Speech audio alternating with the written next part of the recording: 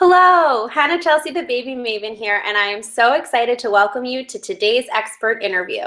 We have so much good stuff to discuss, and I'm thrilled to introduce you to today's guest expert. Violet, a homeschooling mama of five, is a spiritual parenting clarity and mindset guide and coach. She helps parents get out of their own way, tap into the essence of their relationship with their children, so that they can declutter old beliefs and stories that are no longer serving them, and they can connect and evolve with their children. I know that you're going to love Violet, so I'm going to pass it over to her so she can tell us a bit about herself and how she got into the biz. Hi, I'm very, very excited to be here. Um, okay, so as Hannah so beautifully stated, I do have five children and I homeschool all of them. And the way that I got into this business was really just learning that it's all about my mindset and all learning about how to sort of go with the flow. And I learned somewhere along the way that actually being present and available and kind of taking away old thoughts and beliefs and patterns was a really big component in me being the kind of mom that I wanted to be in my house.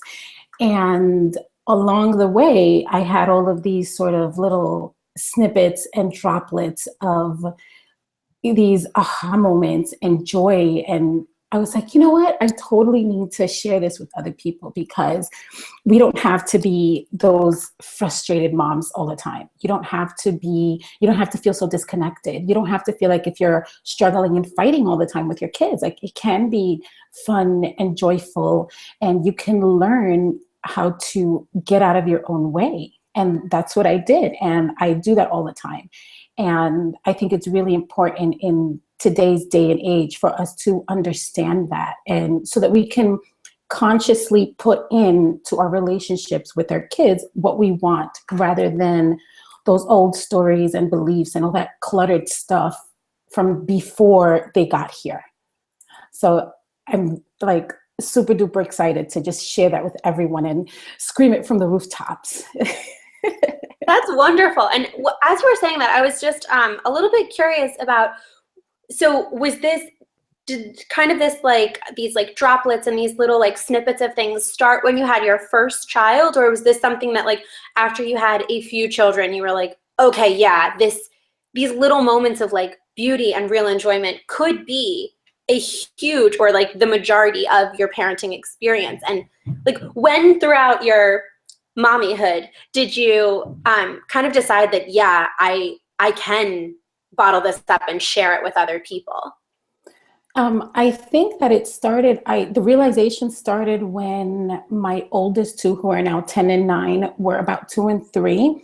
And before that, I knew that there was something like that around, but I didn't fully understand and give into it until my twins were born, because I have twins also, in the mix. And that's why, guys, I'm going to let you know, my kids are going to sometimes come in here and this is my life. Like I hear somebody pattering somewhere.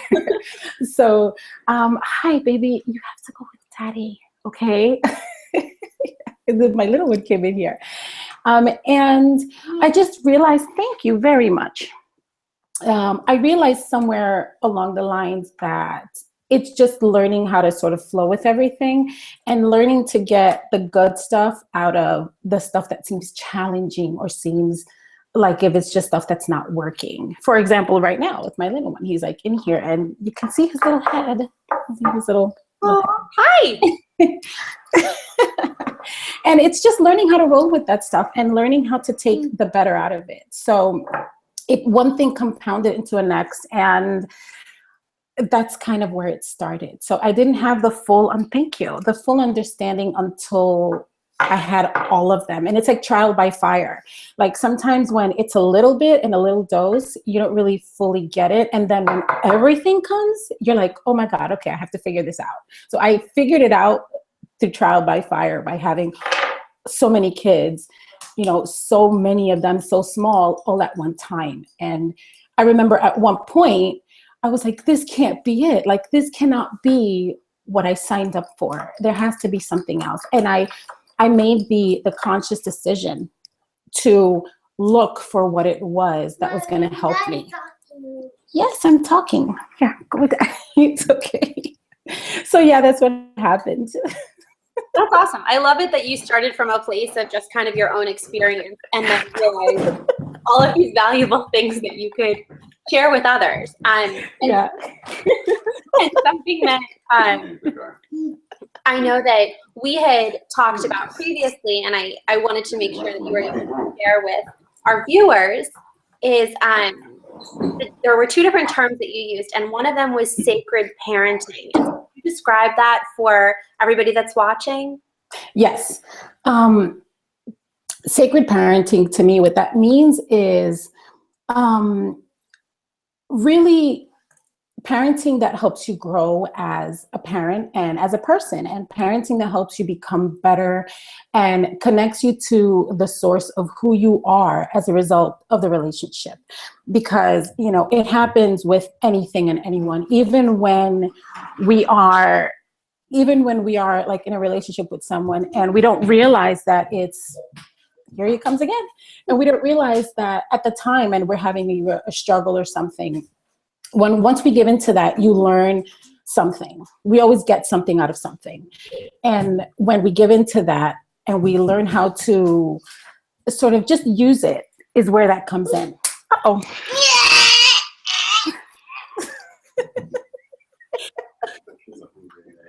I know. So yeah, that's what that means. And like that, just learning how to kind of laugh through most of it. And of course, you have moments where you're like, no. But learning how to turn that stuff and just shift your mindset and making it something else. Yeah. Awesome. And can you also tell us about what evolved parenting is? Yes. Evolved parenting means, to me, parenting in a way that brings connection rather than tears you apart, or rather than brings you into two different places, and helps us understand that behavior and is just a tool for us to become a better version of ourselves, and also learning to understand our kids and learning to grow as a result. So where one is spiritual based, which is a sacred side of it, learning how to understand ourselves at our core, the evolved part of it means learning how to consistently use different tools that we figure out through the time in order to grow as a result. Okay, awesome. So I feel like that probably kind of gives us a little bit of an idea of what it would be like to kind of work with you as a spiritual parenting clarity and mindset guide. But could you kind of give us like an idea of what it looks like to like work with you? Sure. What I would normally do is that I like to help them learn or to connect with the relationship and help them learn what their challenges are, because we all have different stories, we all have different beliefs, we all have different patterns, and these are things that come from us with childhood. And it's not the same for everyone, and it's different across generations, the times, societal stuff, and all of these clutters. And I help them get to the source of that so that they can say, okay, this is not working for me, and why is this not working for me? And we work in those tools. Like, for instance, let's say, to throw it out there, like the back talk. A lot of parents have issues with back talk. And sometimes it's learning where that comes from, tracing back that source and saying, okay, let's try to figure out where that comes from, and trying to figure out a way to understand it so that we can get over it and learn what the core message is. So I put together a program with the greatest challenges that they might have, and it's individual for everyone because we don't all have the same struggles. Putting together a program that says, this is my biggest challenge, and this is what I need to declutter from my life more than anything else, so that we can get beyond this stage that's not working, and we can go to a place where we can connect aside from everything else that's going on. So it's figuring out the root and figuring where it came from, and then learning to reset those either triggers, or learning to understand them in another way to where we can become more harmonious. Okay, very cool. Do you have like tips or tricks of like how you do like reset or kind of like reframe those patterns that have been passed down once you recognize that you're like, this is no longer serving me? How do you move past it? Because like I could totally picture getting to the point of recognizing it and being like, I don't like this. But how do you actually change it? A lot of the times what I do is that I have them sit down and try to understand where it comes from. So once you understand where it comes from, we start to put in different thought patterns. We put in different cues. We learn to start recognizing and learn to start feeling the feelings that start to come up and putting in place different behaviors. So let's say a lot of the times we'll react without really thinking, which is what I like to call autopilot, right? We're on autopilot. And you learn to stop autopilot and you learn to put in tools to stop that behavior. And then you infuse behavior that you want. And a lot of the times it really, aside from a mindset, it also comes down to learning to understand our own cues and our own behaviors and learning to find that pause and that moment in between so that you can say, you know what, this isn't working. This is not doing what I needed to do anymore. Let me work with this item instead. And once we learn how to put into practice different ideas and different reactions, one step at a time, we're actually able to start changing the patterns and the behaviors. Okay. Yeah. And then changing those patterns and behaviors, is that how you ultimately wind up changing yes. how you parent as well? Yes, and the biggest source also is learning how to understand. Because, for example, we've become so disconnected from the purpose and the reason behind childhood and childhood behavior that we go on autopilot, and sometimes we don't understand what the behavior is for. But once you empathize, you understand, and you're able to actually see what they are doing and why they are doing that and your reaction, and you're able to couple the two things together and understand that one is that they're not necessarily doing something to either piss you off. You can sit in that and say, okay, and own it and say, okay, this is my emotion. This is my stuff that I have going on. And I understand that my child isn't trying to drive me crazy. I'm going to learn how to walk away and come back in order to really sit there and give them what they need, and myself also. That's wonderful. It's so cool how it actually winds up turning around and giving you so much more power. Yes. When you realize that like the change comes from within you, instead of being like, oh my goodness, this kid, like he needs to do this, he needs to do that, he's driving me nuts. That it's like, right. Well, no, you can take it back and you can hold the power and say, I'm going to really kind of reflect on this, take that pause. Yes.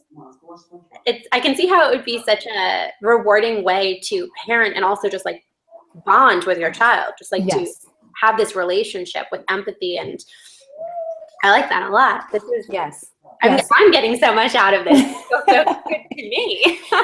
It always comes down to, and that's why I really, really stress that it really is the connection, because the connection, once you understand the connection, everything else falls into place. And it really is a mindset, and it's the cluttered mindset that sort of hinders everything else.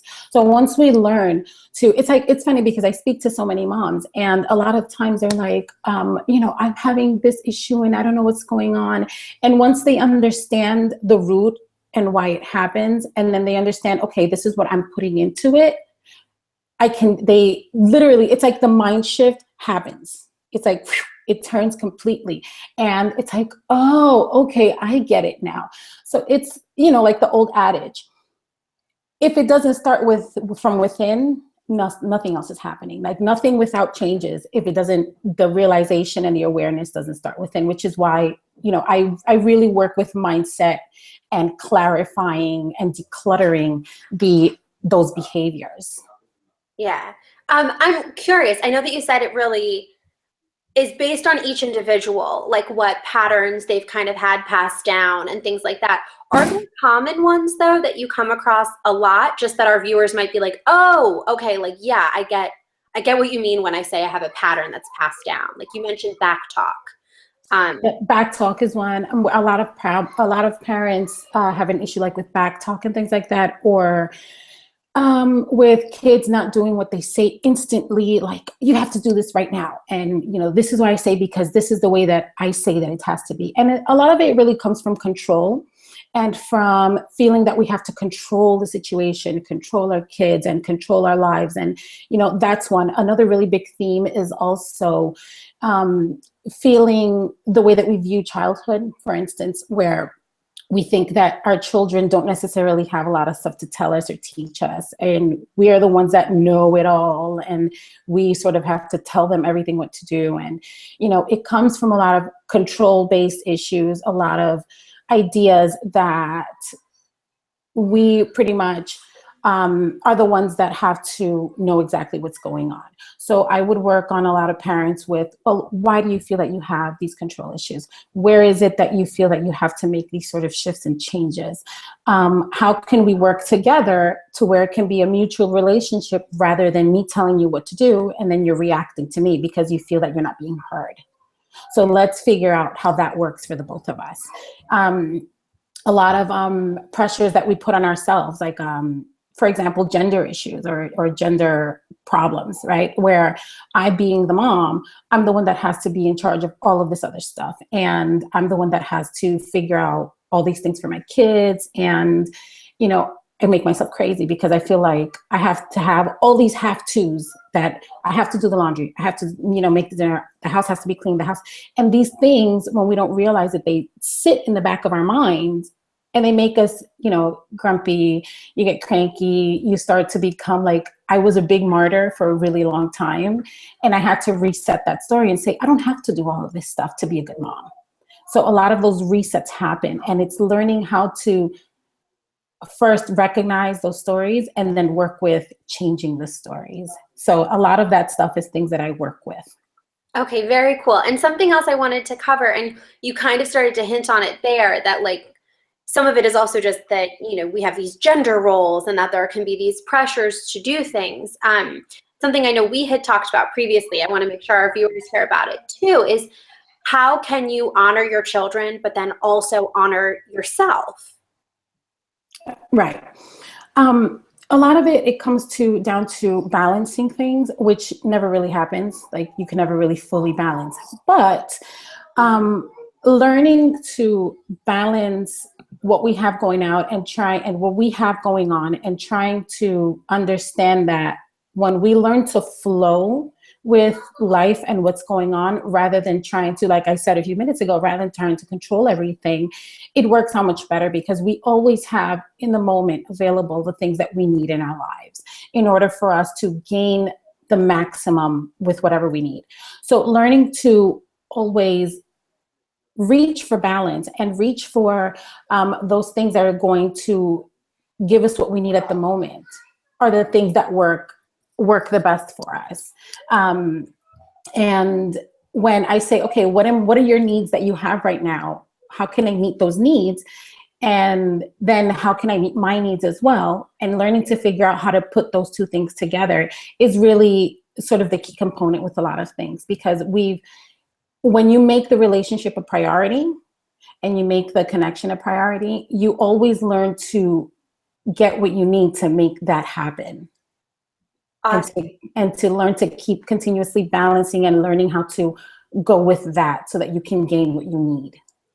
Very cool. So is this very much just like a constant process that you're always kind of evolving and working through? Because actually one of my questions was going to be, once somebody starts working with you, is there a general amount of time that it takes, like a number of months or something like that, to really create some of these, like pull away from some of those patterns, recognize them, create shifts? Um, Yes, typically I'd say between like 4 to 6 months is what I recommend, because it does take a while. I mean, it seems really oversimplified, but these are things that really are not. They're like deep in our core, they're ingrained in who we are, and they're things that we don't really understand them sometimes. And they are not takeaways from one day to the next. They really do take an actual, it takes processing over and over and over again. It takes work. It takes doing more than just once in a while. And this is something that we're always doing. We're always reinventing ourselves. We are always learning. We're always, whenever you think that you've sort of handled something and gotten it done, you always revisit it again. Like it happened to me recently. Like, I swear, like, I'm like, oh my God, I'm so over this whole, I got this 2-year-old stage down packed. I can handle the tantrums and I can handle all of these issues. And I swear, like, about a week ago, like my 3-year-old, my soon to be 3-year-old, I was like almost pulling my hair, like, why am I feeling this way again? Why do I feel like I'm going crazy? So I had to go back and start revisiting some old patterns and start revisiting, behavioral stuff, and start revisiting why I was being triggered at that moment. Like, why is this bothering me so much? This, like, it's not like if it hasn't happened to me before. I have these other kids and they've done this stuff before. So why is this bothering me right now? And it's learning to constantly reinvent yourself and knowing that it's never done. Like, just like parenting, it's never done. It's a consistent thing where you're learning how to declutter and pick apart and understand and get to the root, so that you can make that relationship and giving your kid the best that you have at any moment. So yeah, it's a consistent flow. you can constantly, get better and revisit things. Yes. And make progress. That's healthy, I think. Yes, yes. So I want to make sure that all of our viewers have all the information about you, and we're going to start with, what is the name of your business? My business is theintrospectivemama.com, and it's a web-based business where I offer various challenges and video series, getting more into depth of how we can, do some of this stuff. Awesome. What would you say that you're like all about? I'm all about understanding the within to make the changes without, in a nutshell. Like, everything starts there. That's nice. I like that. Yeah. I need to write that down somewhere. What is one snippet of advice you'd really like to share? Like, if our viewers are going to get a takeaway as we're pulling this to a close, what would it be? One snippet of advice, I would say, or a couple, Or a couple. I would really say, in order to get what you want tomorrow, you have to put that in today, right? Like, I can't really expect my kids to treat me a certain way tomorrow once they've gotten their full freedom. And I can't expect them to be connected with me if I don't put that in when they're kids. So in order to get that tomorrow, it has to happen today. And that's one of the hardest things, because in a moment, during the trigger, one of our personal triggers, that's the last thing that we want to do sometimes. Like, it's easier to fly off the handle, but that's where the investment pays off. Like, it's like the old thing, like, when you pay attention, you can hear the craziness happen, right? It's paying attention to what you want rather than what you don't want, and becoming consciously aware of that stuff. So that would be one of the biggest things for me. Awesome. And so what is the best way for our viewers to find you? I am on Facebook, and you can either message me on Facebook or through my website. Send me a message or send me an email through my website. Awesome. And I know that you said that you have a special gift for our viewers, so I want to give you a minute to share that. Okay, fantastic. Yes. Right now, I've created a 7-day present spark. The purpose of the spark is so that every day you can take one actionable step so that you can start to be more clear with yourself and in your mind and in your mindset and in your body, so that you can gain access to those deeper parts that you need to gain access to so that you can be the kind of parent that you want to be today and tomorrow.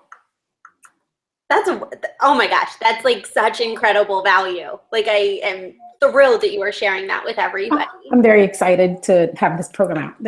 Yeah, I know, right? This is really, really good stuff.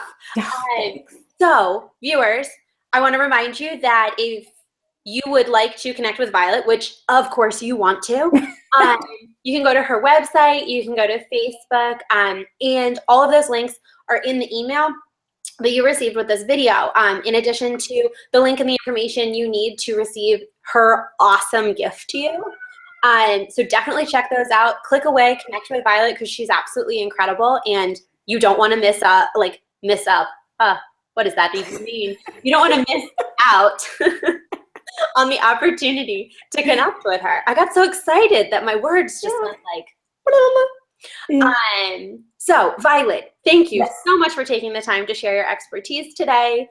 I really enjoyed talking with you. I got so much out of this, and I'm thrilled to be able to share this with my community. So thank you so much. Thank you for having me. I was very excited, and I'm all like this to be here. Oh, good. I love hearing that. So until next time, viewers, I hope you have a lovely day, and I will talk to you soon. Bye.